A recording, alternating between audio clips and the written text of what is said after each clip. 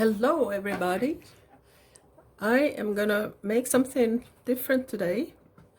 So you know how you have a big stash of stuff that you don't know what you're gonna do with, and so I had this idea, take this shadow box that I had. I don't know what I had in it, but I obviously ripped it out. So I was gonna do a fabric collage, and I'm gonna alter the box a little bit. I don't know what colors I'm going to use on that, but I'm thinking something bright, like I always do. So, to save some time, I figured some stuff out ahead of time, and this is just a base fabric that's going to go in here, and eventually I'll do something around the edges. But I wanted to do something that is like an affirmation, a positive affirmation. So I'm using all kinds of scrap fabric that I had, and I'm gonna show you how I glue them on. So I took my permanent ink pad, stays on, and don't hide your light. That's gonna be the affirmation.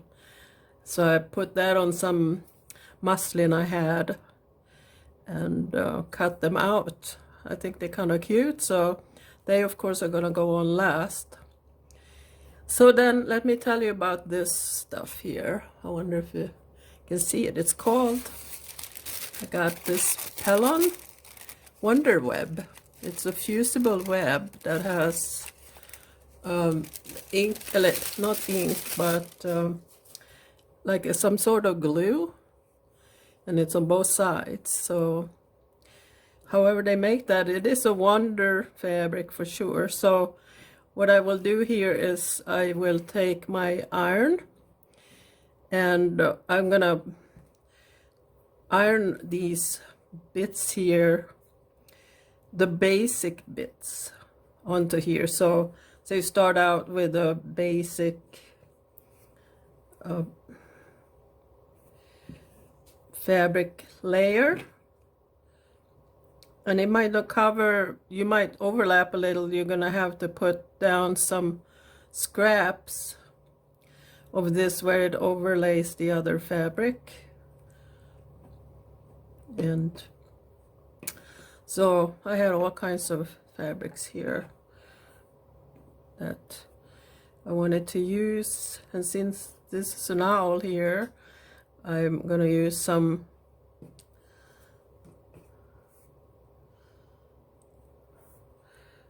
of like natural elements, and those definitely would have to put on a scrap of the fusible web onto here. So the whole thing is to you will fuse the bottom layer on first with your iron, and then cut out pieces of fusible web for all the other items that are lying on top. So you can figure out which one is going to be your bottom layer. It takes a while to piece things together, but you can't really go wrong with this because it's all just scraps. You can keep building him up tall and wide. So even though I'm putting on the pieces on top of here, I'm doing that to see what I got, and then I will take them off. So it'll be something like that. Then I would fuse, let me see, I need a piece there. I want to cover up the background color, and then this would go something like this. So I would have to cut out fusible web for these, and they would be ironed on as the last layer. And then I would take it to my sewing machine, and I will like crisscross, make sure that everything is covered with some sewing. The reason I'm using the web is because it fuses the pieces together, so you don't have to struggle to keep them from moving when you sew. So it has its purposes for sure.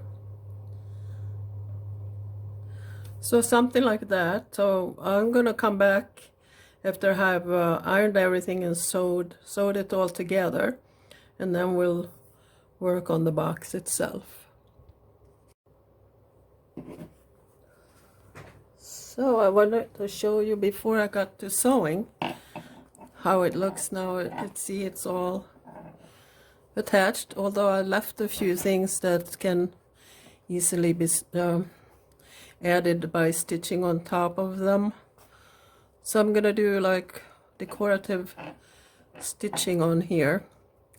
Also want to say to use a medium hot iron, and so far I haven't ruined my iron by getting some of these fusible web on it.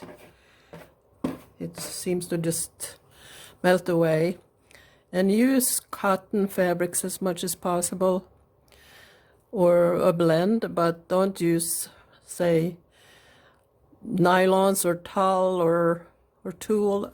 I don't know how to say that, but use something that's easy to iron so that it doesn't melt from the heat. So that's our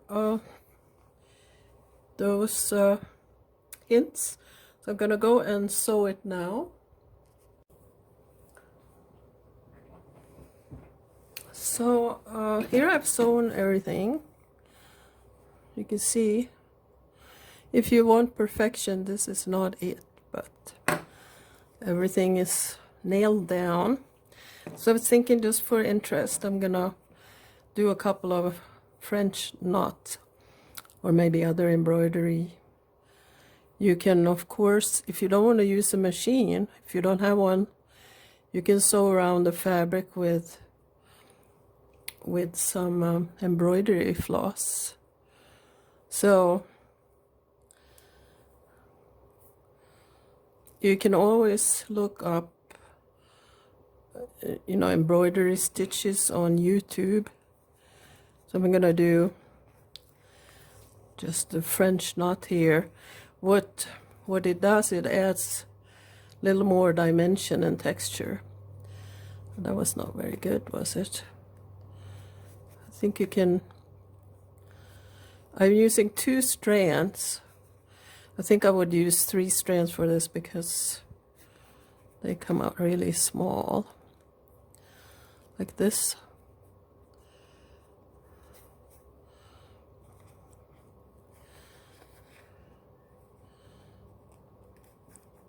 Uneven numbers of everything is a good deal. So I'm going to make 3. One could probably put the needle through the loop twice or more to get the bigger knot, but so you could do, say, little crisscrosses, or like blanket stitch around the edges.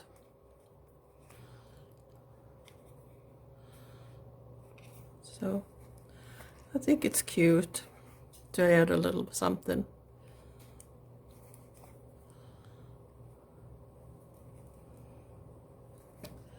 All right, I'm going to do a few more, but I'll show you in the next video. So I'm going to work on the box here. So just to give it a little texture so that it's not so square and flat, I'm going to glue some tissue paper in here. I think I'll have to get that a little more manageable. So I would use Mod Podge for this, but you could use medium too. gel medium. I don't know what the difference is, but whatever gets it to stick in there and stay, then we are happy.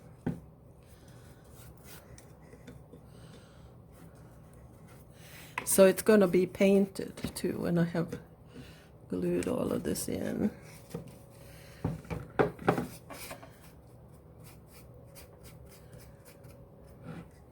So make sure to get the medium in the corners. So I want to make sure I get the sides. And you just crumple up the tissue paper to get that crinkly look. Might not want it like super crinkly, but that's a matter of taste, I guess.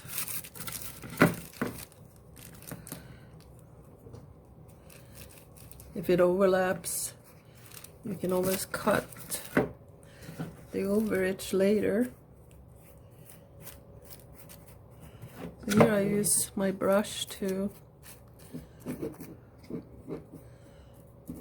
flatten it down. Now I didn't get this part here. I might put a small piece there, but I can worry about that later.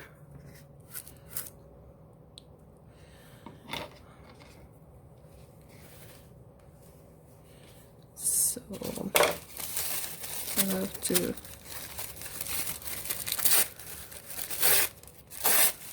do this part here.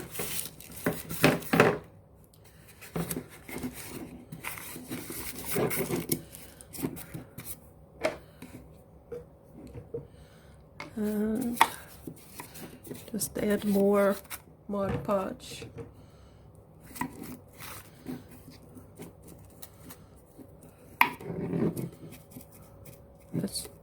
As you go. If it breaks like there, just leave it alone. So that's, I will do the whole inside of the box here. So I painted, as you can see, all the crinkly stuff, and I painted it this brown color. It's not quite dry, but it's almost there. And then kind of held this above,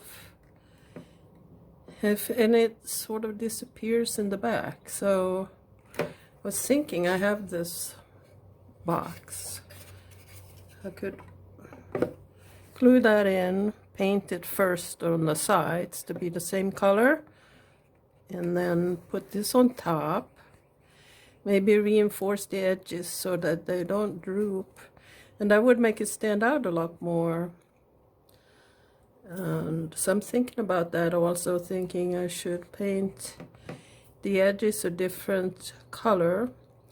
So I have lace, little lace ribbons and things that I could maybe glue on the around the edges to make it stronger, and also I could glue maybe a strip of cardboard around here to make these edges really firm, especially this side that doesn't have much sewing. So it's it's a lot to think about. So I will come back when I have decided which edging I'm gonna use. So I glued this now on top of a piece of cardboard. It's not super stiff, so I like it like that. And I used craft glue, tacky glue, that I spread evenly with an old credit card over the cardboard, so it will stick to it really well, and there won't be any loose parts. So I am gonna mount it on this box that I painted the same color as this, so it's gonna go in like that. I'm gonna have to glue that down, and I'm gonna have to paint this one more time at least, as it shines through. So this will fit almost, and the cardboard will help it hold up well. So I wanted to put some sort of edging around here, so I pulled out some lace that I have. I don't really have, it's not a lacy type of piece of art. I could paint the lace to like a green to blend in better. I might do that. Also, I have some strips here of like some really old stickers that are long strips. These would work color-wise. Would have to, but everything is there is not a straight line in this. It's all crooked. So if I put something with a straight line, I don't know how that would really look. It would be okay, I guess, sort of. Here's some really narrow, another straight line. No, it's hard to decide, but if I did the lace, I don't have to put it all around the whole thing either. Just maybe one, I could cut it to be narrow, take the loop off of there. Let me see. I'll cut off a piece here and cut the loop off.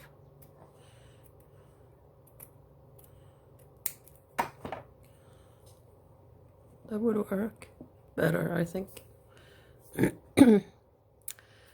Paint it to blend in. I will try to do that and see how that works out.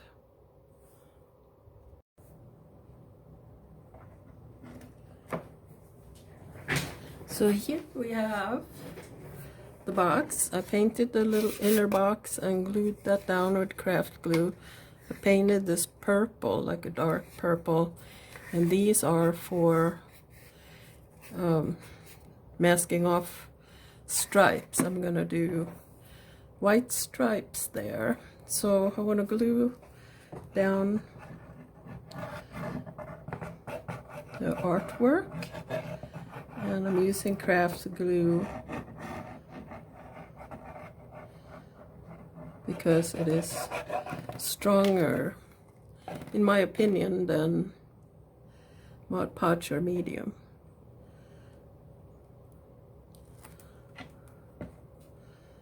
So let's see. I want to spread it out.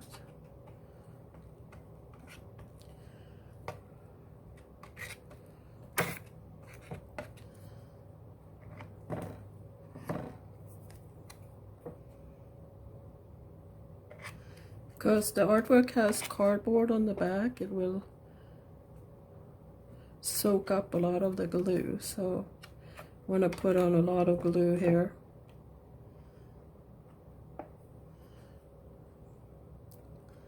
Fun part with this product is to take some old piece of some item that you have that you haven't used for anything, but you had planned on using it and it never happened, and see what you could make with it, because that is the fun challenge. So there's that. Let's see, I could maybe put it this way. And I put this ribbon on here, or the lace that I painted a green color. can get it, make sure it's even here.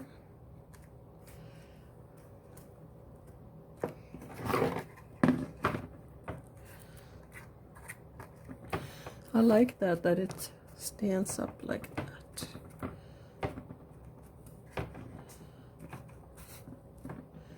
And it's not hidden inside the box. It gives it dimension.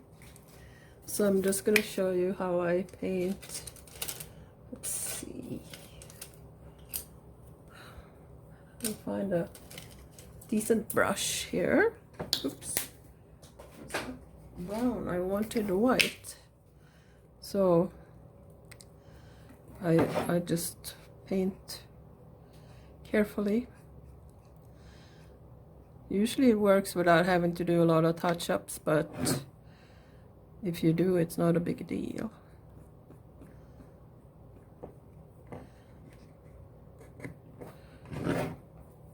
So it will be at least 2 coats of white, maybe 3.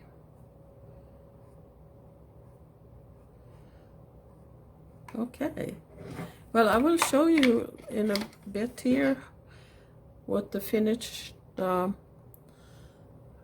looks like. So thank you so much for watching, and see what you can do with some old art supply that you have hanging around.